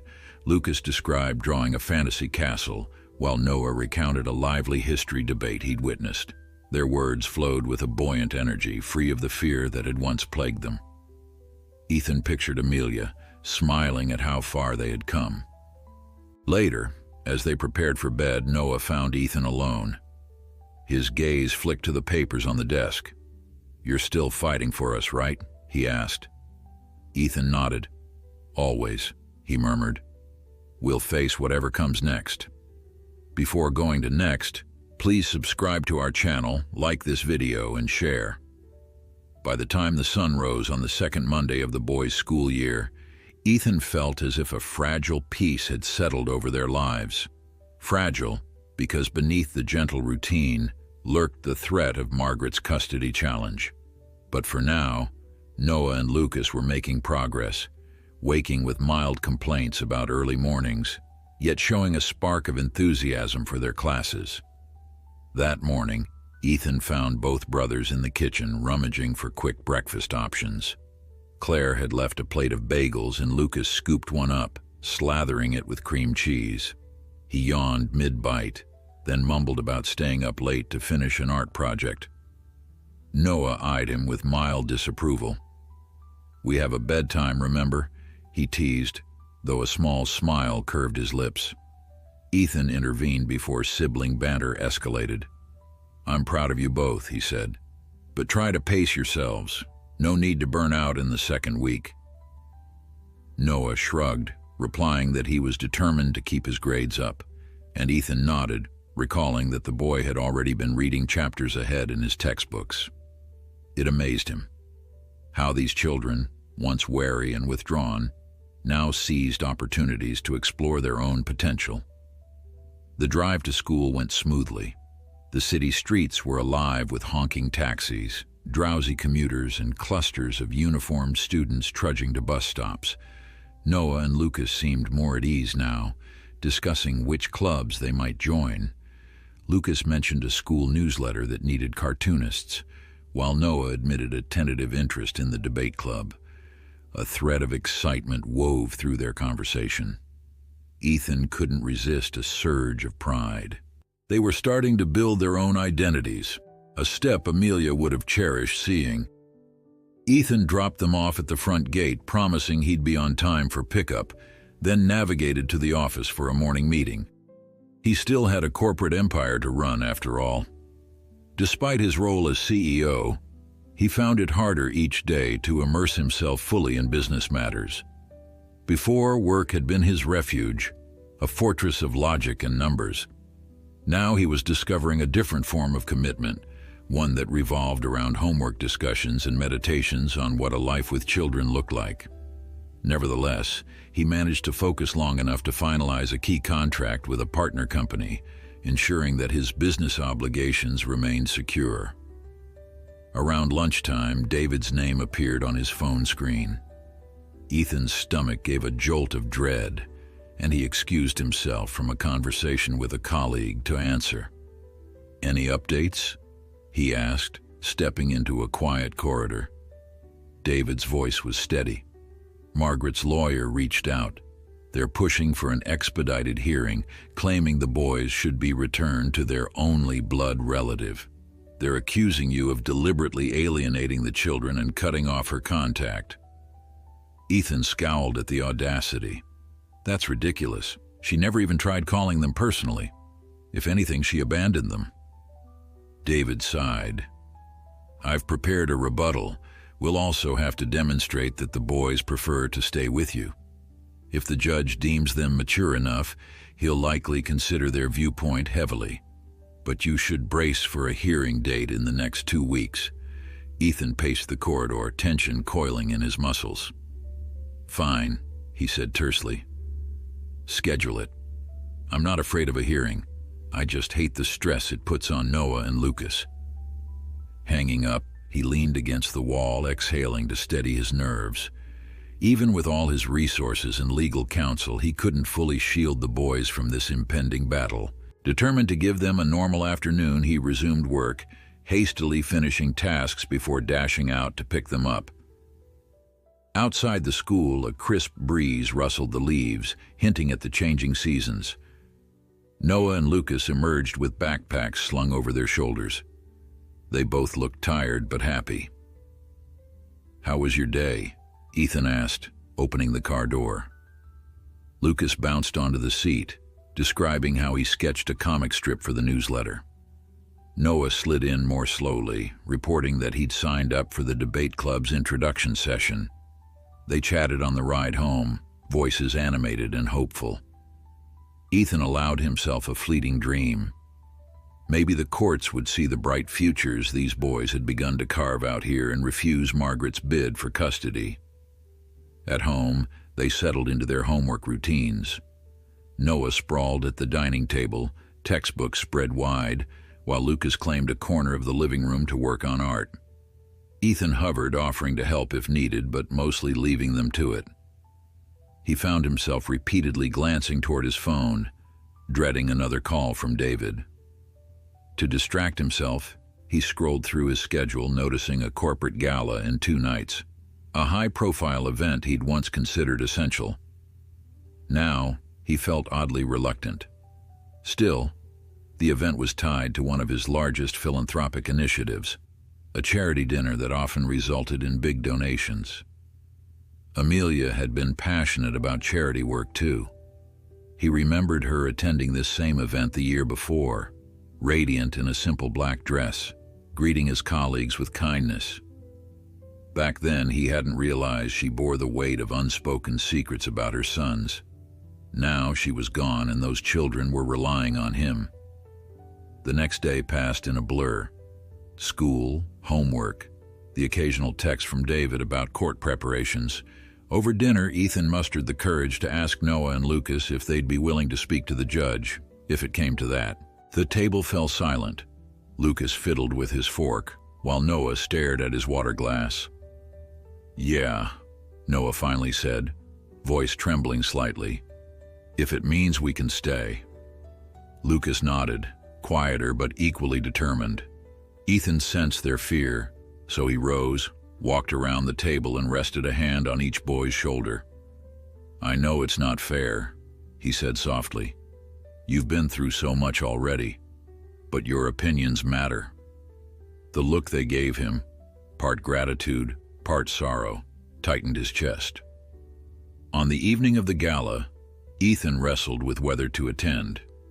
The boys had school the next day, and he dreaded leaving them alone, even with Claire present. But David gently reminded him how crucial this event was for funding various community programs, including some that benefited vulnerable children. Eventually, Ethan decided he would go, promising to return as early as possible. He dressed in a classic black tuxedo, feeling a pang as he recalled Amelia's delight in seeing him all fancy, as she used to say. Before leaving, he knocked on Noah and Lucas's bedroom door. They were sprawled on their beds, each with a textbook. "Going out?" Lucas asked curiously. Noah raised an eyebrow at Ethan's formal attire. "Yes, a charity event," Ethan replied, adjusting his cufflinks. "Claire's here if you need anything. Don't stay up too late." The boys nodded, and Ethan offered a half smile. "You two have been handling school so well, I'm really proud of you." He didn't add that every time he looked at them, he felt Amelia's spirit nudging him forward. Instead, he gave a small wave and walked to the elevator, heart heavy with both love and anxiety. The gala glittered with chandeliers, designer gowns, and the low hum of polished conversation. As Ethan made the rounds, colleagues and partners congratulated him on his firm's success, yet their words felt hollow compared to the stakes at home.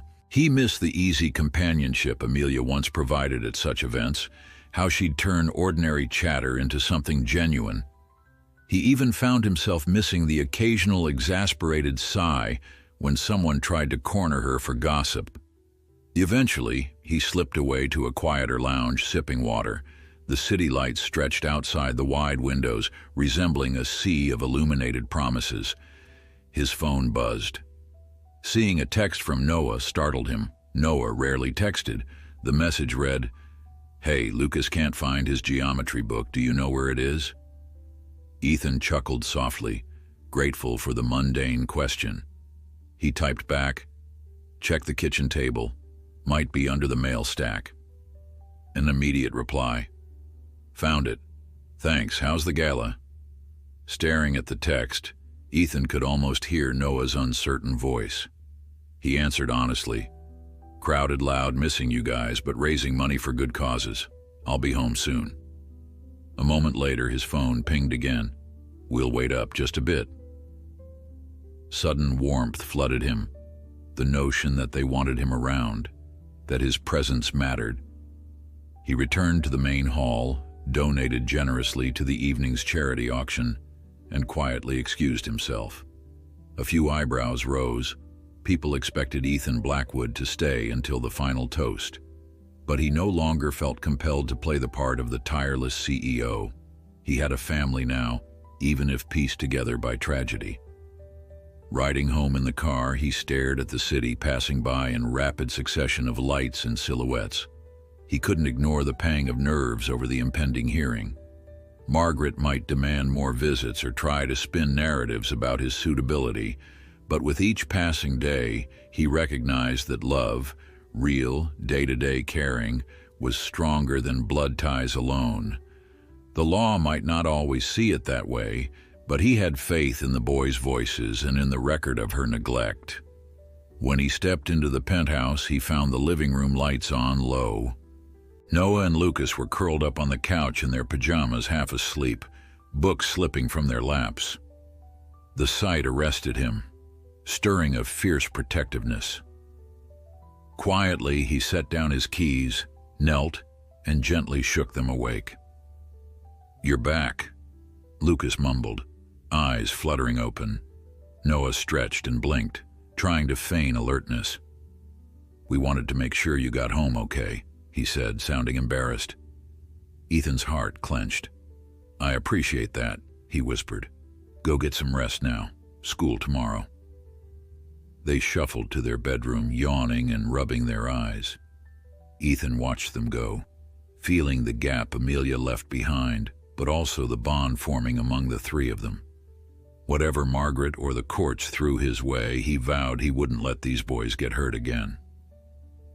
He turned off the lights, heading toward his own room with the comforting realization that, for the first time in his life, leaving a gala early felt right.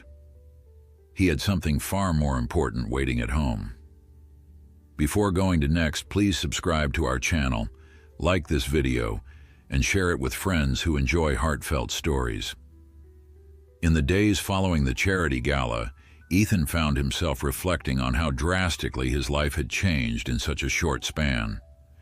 Just weeks ago, he had been a solitary executive focused on corporate growth, yet now every decision hinged on the well-being of two boys who had unexpectedly become the center of his world.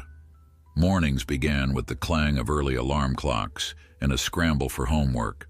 Lucas searching for his colored pencils, Noah quizzing himself on vocabulary. Even tasks like packing lunches or making sure they had clean sneakers felt foreign yet oddly fulfilling.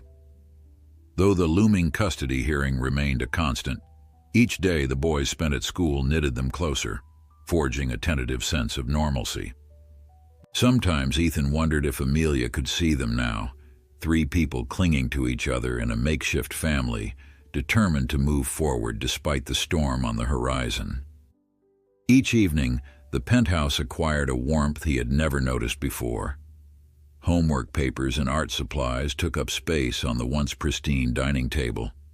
The muted television news was replaced by the soft hum of Lucas's laughter when he found a silly meme, or Noah's excitement whenever he deciphered a tricky algebra problem.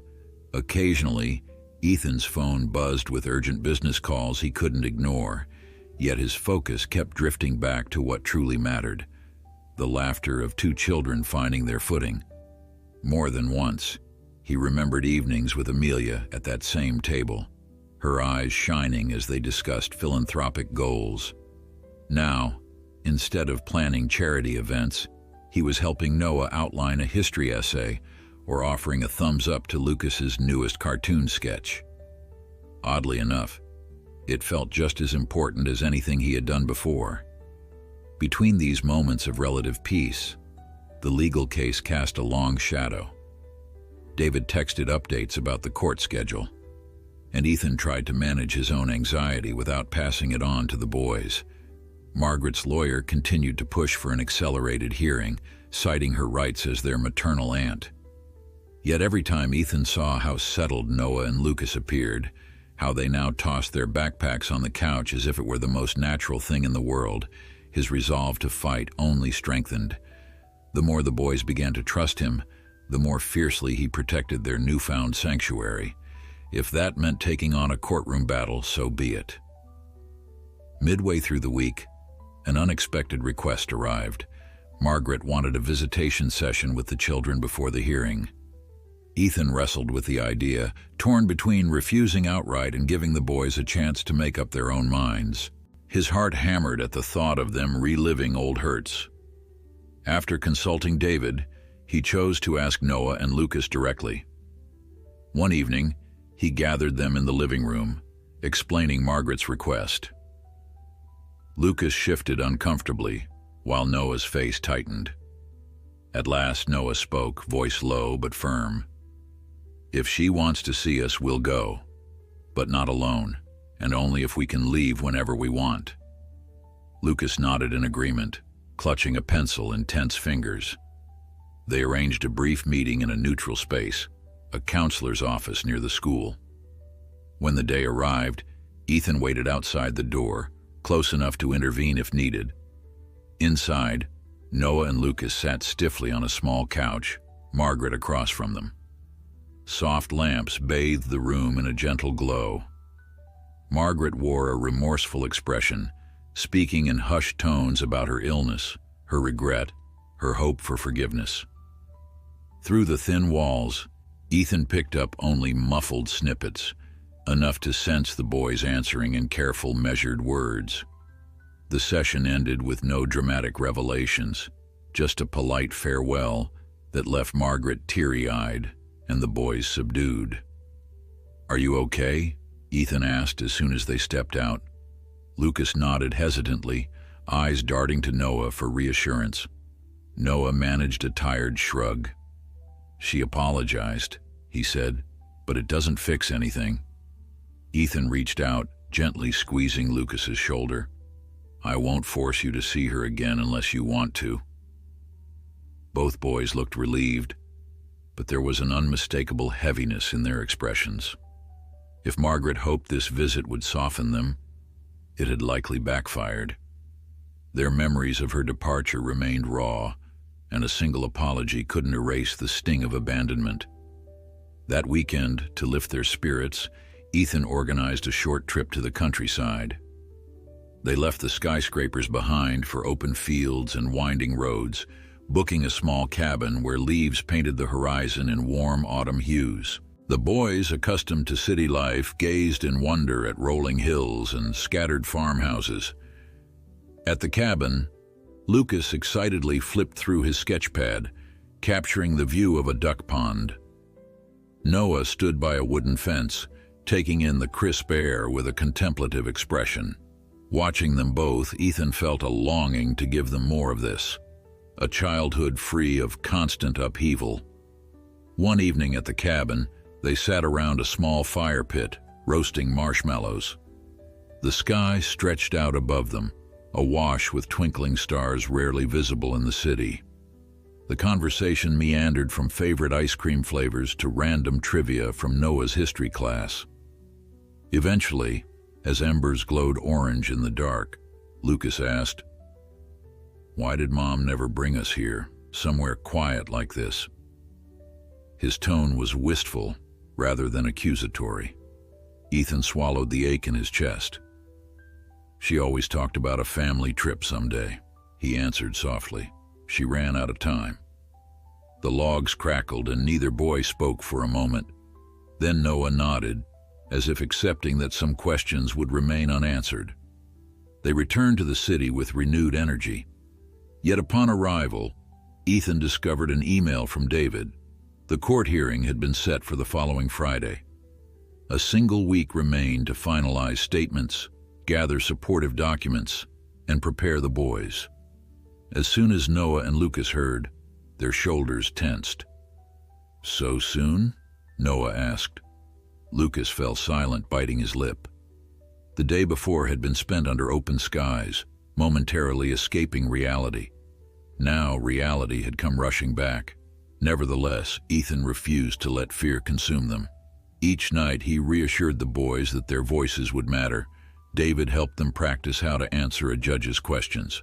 They wrote short statements about why they wanted to stay with Ethan, describing the stability and kindness he provided, points David insisted would carry weight. Still, no amount of preparation could erase the anxiety that churned beneath the surface. Their moods swung unpredictably, each small setback at school amplified by the stress of the upcoming battle. The Thursday night before the hearing, Ethan found Noah awake past midnight, staring at the city lights from the living room window. Silhouetted against the glow, he looked older than his years. Wordlessly, Ethan stepped beside him. After a pause, Noah said, "I'm scared we'll lose." His voice wavered, raw with vulnerability. Ethan didn't offer hollow reassurances. Instead, he replied with quiet conviction, "Me too, but we'll do everything we can. I promise I won't walk away." In the morning, they faced a final school day before the hearing. Lucas's teacher reported that the boy seemed distracted in class, though still polite. Noah kept to himself more than usual, skipping his usual debate practice.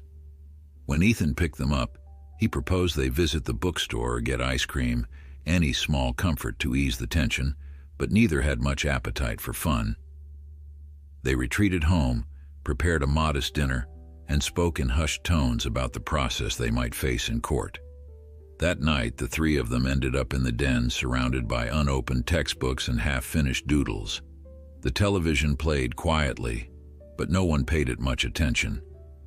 When bedtime neared, Ethan closed the laptop where he had been double-checking legal forms. "Tomorrow's big," he said, voice calm. "We'll go together. David will be there. The judge will listen. And after that, we'll come home, no matter what." The boys nodded, drawing courage from his steady assurance. Once they were in bed, Ethan stared at Amelia's photo on the mantel. Her gentle smile seemed to encourage him, telling him not to falter. She had carried her own secrets, but her final wish remained clear: protect Noah and Lucas. Determination hardened in his chest. No matter what Margaret or her lawyer argued, he would stand firm. Love, commitment, and the children's own wishes would guide him. Tomorrow, the final stage of this contest would begin. Yet as Ethan finally drifted off to sleep, he clung to the hope that justice and compassion would prevail in the end. Before going to next, please subscribe to our channel, like this video, and share it with friends who enjoy heartfelt stories. Ethan woke with a jolt, heart pounding as though trying to outrun the clock. It was Friday, hearing day. Gray morning light seeped through the window, illuminating the penthouse in pale tones. He sat up, noticing the tension in his shoulders. No corporate negotiation had ever made him feel this vulnerable. Today, a judge would decide whether Noah and Lucas stayed under his guardianship or returned to Margaret, their aunt. He couldn't predict the outcome, and the uncertainty gnawed at him. Yet one thing remained unwavering: his determination not to let them be torn away without a fight. He tiptoed to the boys' room, finding them both awake, bundled in blankets. Noah stared at the ceiling, hands folded on his chest as though waiting for a verdict that had already come. Lucas, eyes red from restless sleep, glanced at Ethan with an unspoken question. Would everything be all right? Ethan forced a reassuring smile. "We need to leave in a couple of hours," he said softly. "We'll have breakfast first. You'll want a clear head." Neither boy responded with words, but they both nodded, expressions set in a blend of resolve and dread. Over a silent meal, the three of them picked at toast and eggs. Claire hovered at the edges, tidying plates and shooting supportive glances. Ethan had never seen her so subdued. It was as though the entire household held its breath. When the time came, he helped the boys gather their documents and notebooks, while he himself wore a conservative suit, no different from the suits he wore for business, except that everything about this day felt personal. Once they were ready, they rode the elevator down in thick silence, the hum of the machinery replacing any attempt at small talk. David was waiting by the curb, leaning against his car, phone pressed to his ear. As soon as he spotted them, he ended the call and gave a brisk nod. "Morning," he said. "Margaret and her lawyer will be at the courthouse already. Let's get inside before the press of the crowd." Noah and Lucas each took a steadying breath. They had insisted they would speak for themselves if asked, and David believed the judge would consider their maturity a key factor. Ethan wrapped an arm around the boys' shoulders, guiding them through the courthouse entrance. Inside, fluorescent lights and polished floors formed a stark environment that smelled faintly of paper and disinfectant. They proceeded to the waiting area outside the family courtroom, each step echoing. Margaret was already there, perched on a bench, looking nervous. Her lawyer stood beside her, flipping through files. Neither boy approached. Instead, they gravitated toward Ethan's side, as if drawing strength from his presence. A bailiff soon poked his head out, announcing they would begin shortly. The courtroom itself was modest, with rows of wooden pew-like seats and a raised platform for the judge's bench. Everything felt too close, as though the tension had shrunk the space. David guided Ethan, Noah, and Lucas to a table on the right, where they settled in tight chairs. Across the aisle, Margaret and her lawyer arranged their papers. A few curious onlookers filled seats behind them. Perhaps other families awaiting separate hearings. The judge, a stern-faced man in his 60s, entered with measured steps, robes swishing. Everyone rose. "Be seated," he said, voice carrying easily. His gaze swept the room, lingering a moment on the two red-haired boys. Then he reviewed the case details. "This is a guardianship dispute regarding Noah and Lucas." He rattled off docket numbers, setting the formal tone. Ethan's pulse thudded. He glanced at the boys, who each clutched their hands in their laps. Margaret wore a somber expression, occasionally wiping her eyes. Her lawyer began with an opening statement, claiming Margaret's readiness to be a proper guardian and painting a portrait of temporary illness as the cause of her prior absence. David stood in response, countering that the children had thrived under Ethan's care and explicitly wished to remain with him. The judge listened calmly, tapping a pen. "I see. We'll hear from relevant parties directly," he stated. Noah's eyes widened slightly, but Ethan gave him an encouraging nod. The clerk motioned for Margaret to speak first. She approached the front, voice trembling as she recounted her struggles and regrets. "I love my sister's boys," she insisted, tears catching in her throat. "I never intended to leave them for so long. Illness crippled me financially and emotionally." Her story might have tugged at Ethan's sympathy under different circumstances, yet he remembered how the boys had described her abrupt departure, leaving them to fend for themselves. Even so, the judge's expression remained neutral, and the next step involved hearing from Noah and Lucas. They exchanged anxious glances, then rose and walked forward together. A clerk guided them to speak clearly. The judge asked quiet questions.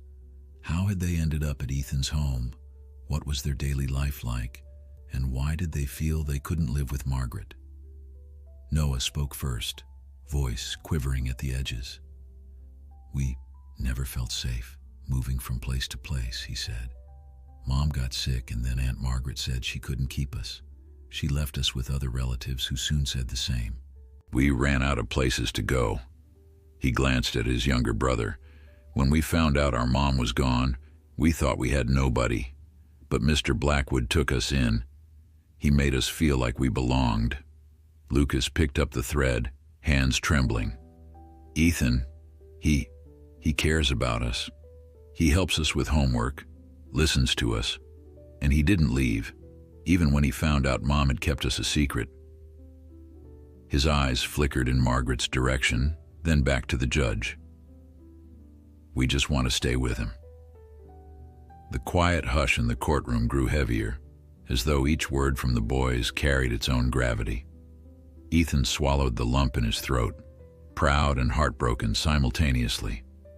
They shouldn't have had to bare their souls this way, yet they did so with honesty and grace. Margaret's lawyer attempted to cross-examine, asking if they understood that Margaret had been ill and now felt better. Noah hesitated, then answered in a measured tone. "We're not mad she got sick, but she never came back for us. We waited." He squeezed Lucas's hand. "We want stability. We have that now." When they finished, the judge requested Ethan to speak briefly. Rising, he met the judge's gaze. "I never knew Amelia had children," he began, voice steady. "But the moment I found them at her grave, I knew I couldn't ignore their pain. We've spent weeks building trust, routine, a life of normalcy that Amelia herself wanted for them." He paused, voice catching. "In her final letter, she begged me to care for them. I intend to honor that." The judge nodded solemnly, thanking him. Both sides offered closing statements. Margaret sat stiff, tears still wet on her cheeks, her lawyer emphasizing family ties. David reiterated the children's needs and preferences, asserting that biology alone did not override their welfare. The judge leaned back, glancing at the clock, then spoke in a slow, firm manner. "I appreciate everyone's candor. I'll review the evidence and issue a ruling shortly. Court is recessed." Tension mounted as they filed out to the waiting area. Margaret tried approaching the boys, but Noah shook his head, stepping away protectively. Lucas clung to Ethan's sleeve. They waited nearly an hour, an agonizing stretch that felt twice as long, until a clerk summoned them back in. The judge's expression was thoughtful as he read from a prepared document. After considering all testimony, I find that the best interest of these children lies in continuity of care, stability, and respect for their clearly stated wishes. Both minors have expressed a deep bond with Mr. Ethan Blackwood, who has demonstrated commitment and ability to provide a safe, nurturing environment. Ms. Holcomb's circumstances, while unfortunate, do not outweigh the children's preference and the record of her prior relinquishment. Therefore, I'm granting permanent guardianship to Mr. Blackwood. Visitation may be arranged if deemed appropriate by mutual agreement or court guidance. Ethan's breath caught. The words washed over him in a rush of relief and almost disbelieving gratitude. He felt Noah and Lucas each let out a quiet sob. Margaret gave a small cry, but remained silent as her lawyer patted her arm. The judge rapped his gavel lightly, concluding the case. Immediately, Lucas flung his arms around Ethan's waist, burying his face against him. Noah stood taller, tears brimming but refusing to fall, as though holding on to a measure of dignity. Ethan wrapped an arm around each boy, whispering, "It's all right. We're okay." After the formalities and paperwork, they emerged onto the courthouse steps. The air felt cleaner, the sun warmer. David offered a grin, clasping Ethan's hand. "You did it. They're yours legally now." Ethan shook his head, corrected him gently. "They've been mine in spirit for a while." The lawyer nodded, stepping back to allow the small family a moment alone. They descended to the curb where a car waited. Margaret lingered at the top of the steps, staring after them.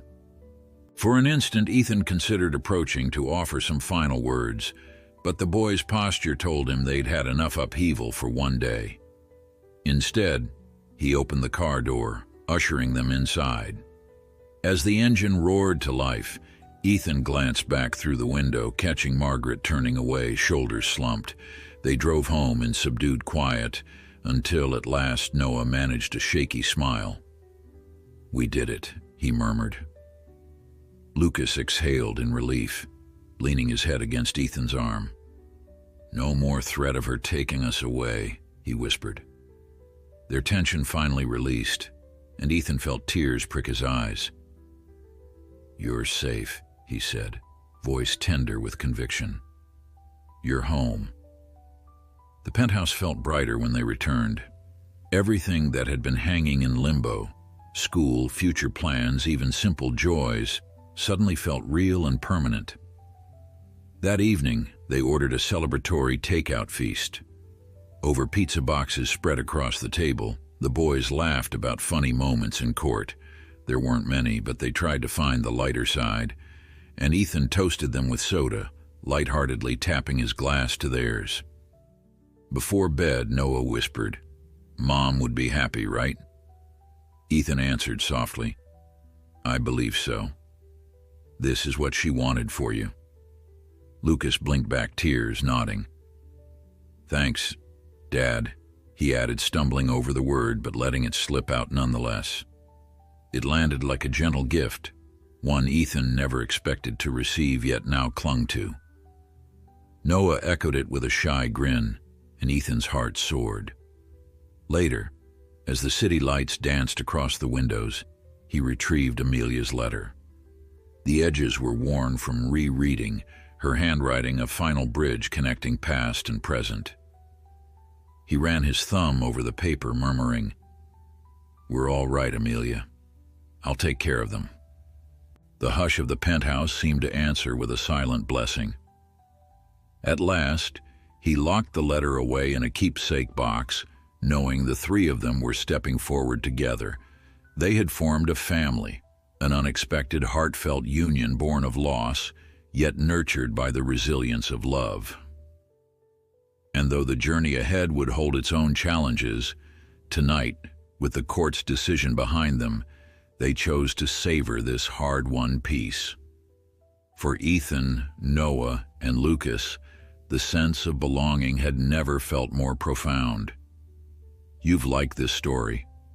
Please subscribe to our channel, like this video, and share with friends who enjoy heartfelt stories.